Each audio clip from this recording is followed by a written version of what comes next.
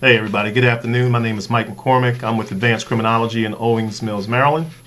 I'm back on again today doing a follow-up in reference to Detective Sean Suter's murder on the 15th of November. At this point in time, I kind of want to discuss in this particular video some things that I have questions of what the police department is doing right now, and what I'm really concerned also about the partner. The police commissioner came on TV recently and said the partner is not going to be identified for whatever reason. He says he's a witness in the case. I guess I'm curious about as to, in terms of being a witness, since we didn't get a full description of the suspect the day the incident occurred. That wouldn't be the case. It wouldn't be you're going to give us a full description 7 days later as a professional officer on the street. You would be given that description to the best of your knowledge the very second that incident occurred. So what we were left with was a person leaving the scene with a jacket with a stripe on it. As I indicated in one of my last videos in reference to this case, that I believe that description in all likelihood came from someone else. The other question I had was, what was the distance between the officer, Sean Suter, in that back alleyway, and his partner? As I stated before, that to get around back in some of these areas in the city, depending on what address you're at, in the middle of the block, further down, it would take a little bit to get it back around the corner. My other question would be, since they were there doing a homicide investigation in that area, and probably not going to that particular location to talk to a witness or whatever the case may have been, what is the relationship with that particular investigation to the individual who ended up wrestling with Officer Suter and killing him in that back alley? And that's a very important connection there. And the reason I say that is because of this. If you go to an address, because I can remember doing this kind of stuff when I was on the street, we would go look for somebody who was wanted on a warrant or somebody we wanted to talk to in an investigation. We might both go to the house, knock on the door, and stand and wait for somebody to come to the door. But oftentimes, the people who you're looking for are right there in the area, but they don't know that you're there just yet. So one of the things that the news reports reported is that Sean decided to go and investigate a suspicious person. So we need to know from his partner that did they discuss that? What was the suspicious activity? And if they discussed it, Sean decided to go and investigate it while the other officer stood in the front of whatever address they were at. Or was it a situation where Sean said to his partner, well, you stay here, let me go around here and see what this guy's up to. And he walked around there. Now, if the individual spotted the officer prior to the officer coming around there, I guess maybe he didn't want to be, he didn't want to be seen or found. But I tend to believe that maybe Officer Suter saw this individual duck back behind the alley, and he told his partner, look, let me go check this guy out. His partner said, okay. It's kind of routine. One thing about police work, a lot of things get routine and a lot of things get mundane. And oftentimes that's when your heightened senses of security need to be even greater because of the routineness of the job. I can't tell you how many times when I used to go in the high rise and ride the elevators with the criminals and walk up the stairways, because I got so used to being in that environment, and I knew quite a few people who lived in the building, that I was never really in fear for my safety, simply because I kind of acclimated myself to the environment that I was in. I kind of always knew that I could be killed in an elevator, or I could be killed on a dark stairway in the high rises, but you can't take that with you all the time when you're working, particularly neighborhoods like that particular neighborhood that Sean was killed in, which is not far from the old, I'm talking about old, when I was on the street, the old Murphy homes. But things do get a little mundane and get a little repetitive when you're working in policing. And so you get kind of, lax, as they say. And you say, well, look, don't worry about it. I'll go check it out, go around the corner and see what's going on. Now, the other question I had is, Sean had a radio. Was that radio on? Was that radio transmitting any information at the time Sean started to go back there? That's important. It's important because if somebody's back there doing something and didn't want to be seen by police officers, and all of a sudden that individual is startled because he starts to hear police radio, that's a questionable thing that needs to be determined. And that's easy to determine because they can go back and play the tapes from KGA and listen to those tapes and timestamp them that when conversations were going on and whether or not that individual could hear. There was an old case. That tells you how old I am, and it tells you what I remember when I was on the police department. There was an old case where a detective got killed a long time ago. Investigative narcotics detective had gotten killed doing an undercover operation at a place called a candy shop. I believe that was in West Baltimore, on Baltimore Street, if I'm not mistaken. And some people were reporting that when the officer was in the apartment doing the drug deal at the time, there was some radio communication that one of the suspects heard. I don't know how true it is, but that's what the conversation was some 30 years ago when I was on the police department. So it's not to say that, and this is why you turn your radio off when you go into dark alleys or whatever, because you don't want to give your position away. When you work in these kinds of high risk areas, working in a high risk area, also work in a high risk job. Now remember, a lot of these guys, particularly in homicide, they don't really wear a vest. Okay, they don't wear vests. Normally they just go out, suit and tie. They got the badge on their hip or around their neck, and they're generally talking to people from that point of view. So they don't wear vests, so they're very vulnerable in many cases. If they decide to get into a shootout or if they get, surprised by a suspect who starts firing at them. I don't know what the attire was underneath of the suits that they were wearing, but I pretty much suspect that these guys were not wearing any type of protection, that typically anybody else would be wearing. So I just wanted to bring those things up. I took some notes here. Stay with me on these things here. If you got any questions, feel free to just go online and make comments. Also, feel free to subscribe. Okay, so I would appreciate that. Let me take off my glasses here, and let's go list of things. I indicated about the startling the suspect with the radio. Okay, so I'll cross that off. We've already discussed that. I've also the main thing I want to understand is that they were there to investigate a homicide, and my question would be, was the fact that suspect happened to be there at the same time that they were investigating a homicide. So what are the chances of that happening? That somebody's there, the police are there in the front of the place, the officer spots an individual suspicious, because that's important, that word suspicious. Let's face it, this officer, 18 years, would have never ever gone to the back of in that alley area if the person didn't arouse his suspicion. That's what we do in this business. We investigate things, particularly things that are on view, such as a person's suspicious activity. That officer went back there because that guy was acting suspicious. So he went back there to investigate why this person was acting suspicious. At the same time that they were there, in the same block on the same side of the street, to investigate a prior homicide.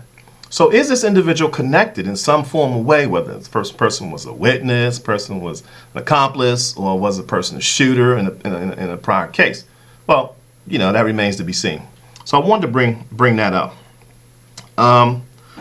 The other thing, let's see here. We talked about why the second officer has not been identified yet. I'm curious as to that. And let's see. The officer, black man. Okay, and I discussed about whether or not about going in the back alley. Okay, so that's covered. I'm gonna keep going. I can't go back over stuff because then I'm wasting my time and your time. So let's go. And I'm gonna get into the evidence thing in just a second here. But I wanted to kind of give the mens rea, that's the mental thinking of individuals, the state of mind that they might be in, Latin term mens rea, the state of mind that a person might be in, based upon that person's condition at the time.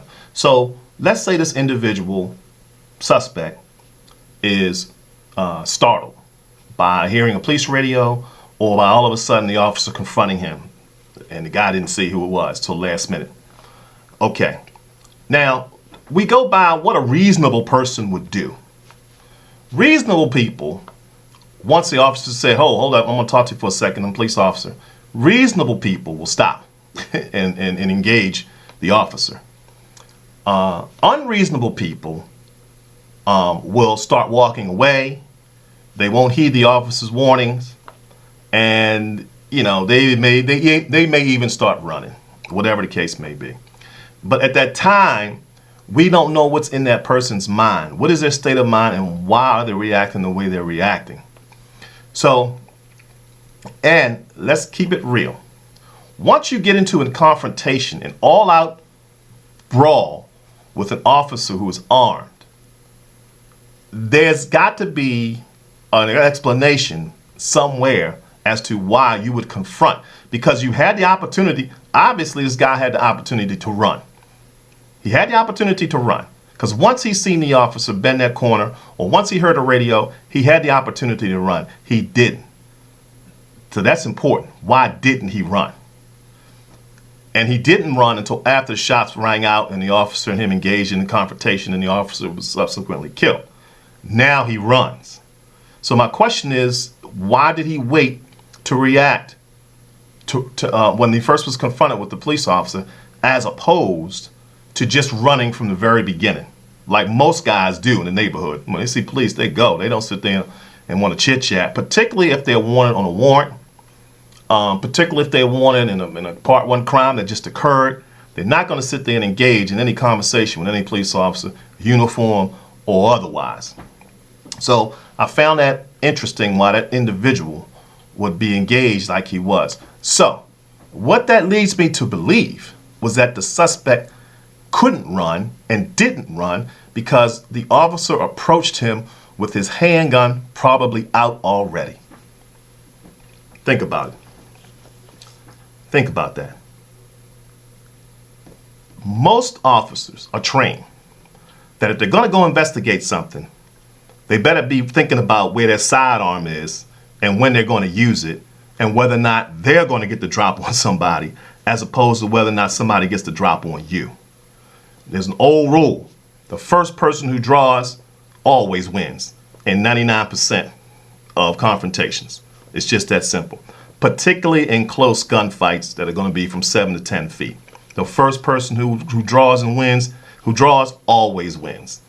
So that gives that officer an edge, so to speak, because police officers we deal with, listen to me talking about we, I'm not a police officer anymore, but when I start talking about it, it takes me back to those days, so just forgive me for a second. You got to have that edge. That's what keeps you alive on the street, having that sixth sense that something ain't right here. I better prepare myself for some type of confrontation. I'm a homicide detective. I deal in death every single day. These folks that we deal with ain't playing. They taking lives like you would not believe, to the tune of 308 prior to this officer's death. So I got to know, and I've been out there for a while on the homicide division for a couple years now. So I assume, and I'm going to give that officer all the benefit of the doubt in the world and say that when he started going back towards that alley, he had his sidearm out. And I think at that time, that's when he confronted the guy, but he confronted him in a manner, I believe, that where they were so close to one another with confrontation that once the officer got the drop on him, the suspect got the drop on the officer. Well, what do you mean, Mike, when you say that? I mean that even though the officer might have had his sidearm there, he probably didn't think that this individual, once the individual recognized that he was a cop and that he did have a sidearm, was going to engage him in any type of altercation.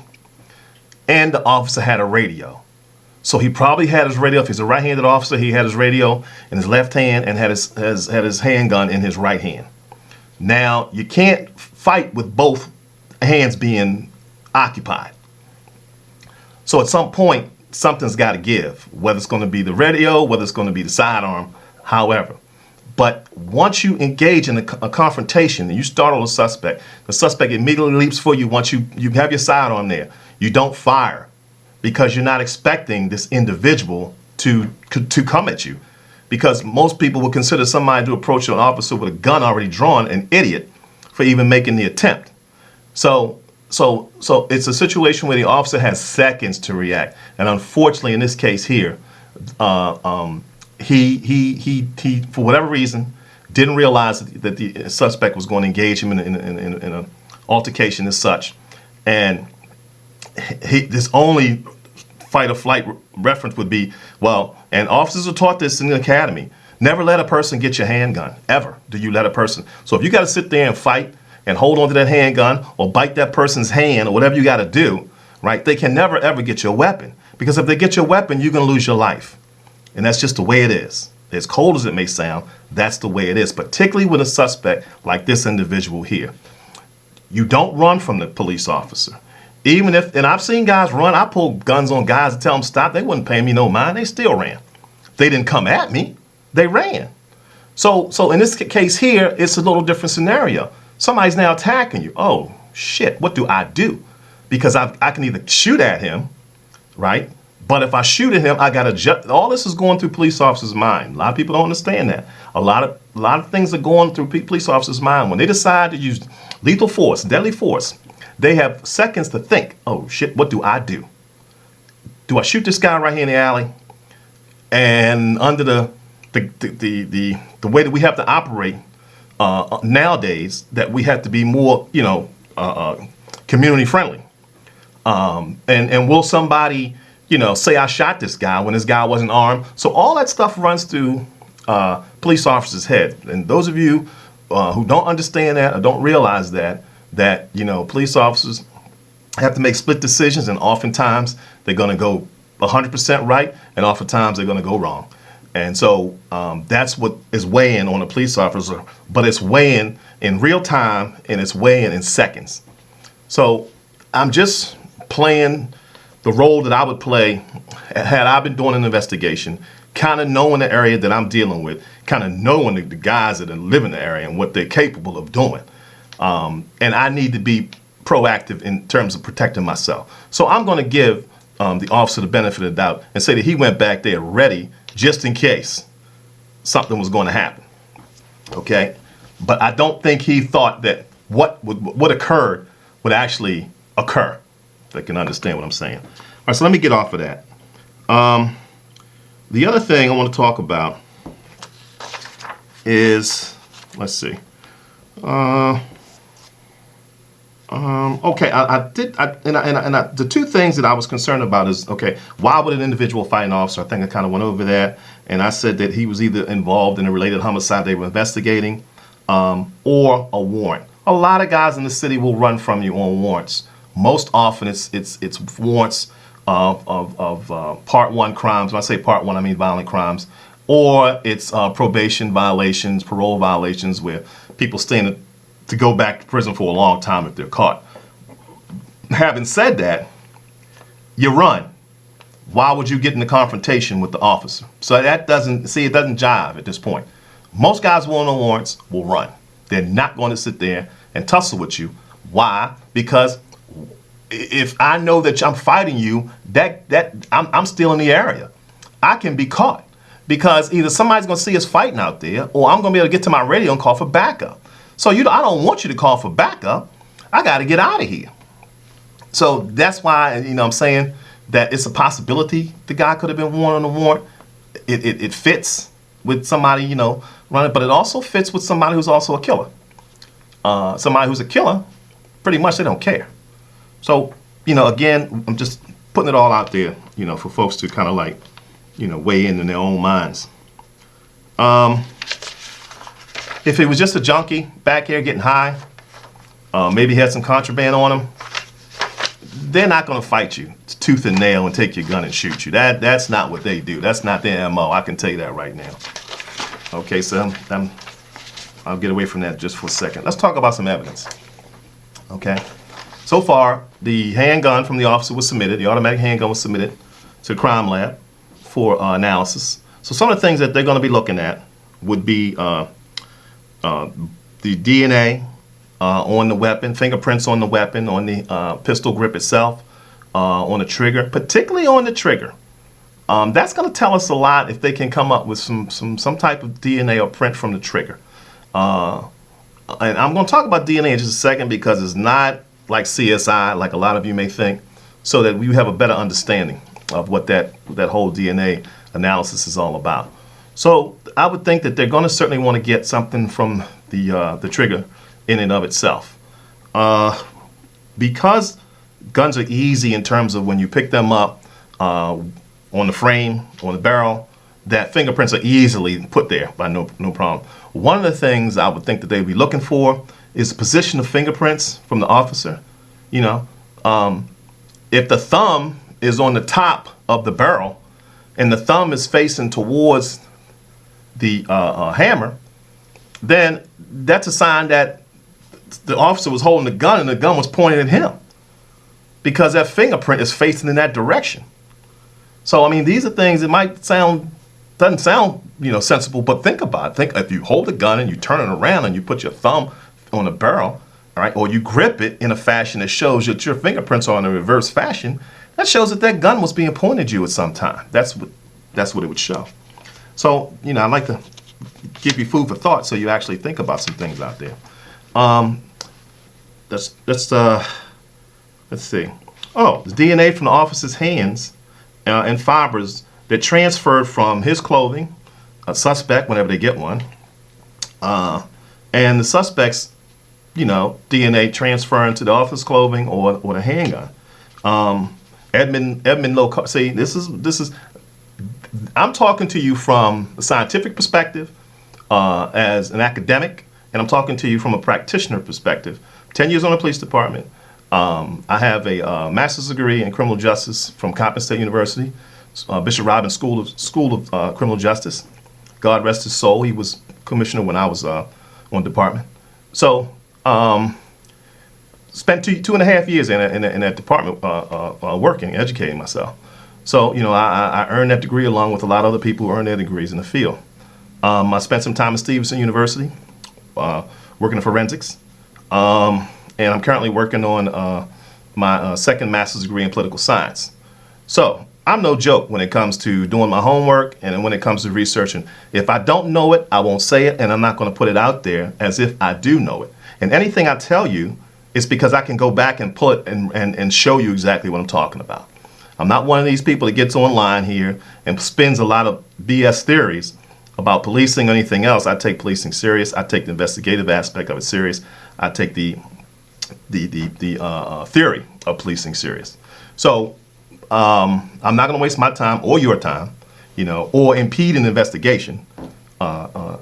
So that's my position. There are bullet fragments. That's important because if there are bullet fragments from the officer's brain or bullet fragments from the area, certainly that would be something that you'd want to analyze too. So let's go. Let's keep on going. Talk about the crime scene itself. We know it's an area full of dirt, so we want to know if there's a scuffle. There would be certainly footprints of the officer's shoes, the suspect's shoes in that area. What else?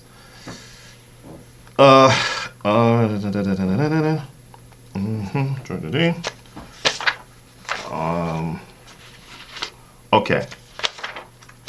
All right. So I've covered all that I want to cover. I'm talking kind of fast. Forgive me. It's just that when I get hyped up and I want to explain some things, but one of the other things I want to say to you too, I've been online and looked at a couple of these conspiracy theory people. Don't pay them any mind. There's one thing that's out there now about the 8 officers in the gun squad and how they're, Officer Sean Suiter was supposedly and allegedly somebody who had told on them and all this kind of nonsense. That's pure bullshit. I've investigated that myself and talked to several people who are familiar with those officers and why they end up going to jail. First of all, they were stupid. You go back and look at the things they did. You can't forge time cards and don't think anybody's going to find out about it. You can't beat up legitimate people in the street and go in their house and take their shit and don't think they're going to complain about it. So in terms of witnesses, you don't even need police officers. If you go back and if you probably haven't read the case or dealt with the case, they told on each other. And this is why the plea bargains were, you know, they didn't need Officer Sean Suiter to tell them. These idiots told on themselves, you know. And they lucky they got the plea bargains that they got. As far as I'm concerned, the asses should go to jail for years. But that's just my personal feelings. So that theory, forget all that. That's nonsense, you know. So, and again, that takes away and detracts from the investigation, because here the police department is looking for credible people to come forth with their information and knowledge, anything that they might know about the case. So when you hear this shit and they put it out there on the internet, all of a sudden the same people who might want to cooperate with the police department, all of a sudden says, oh, well, they're probably right.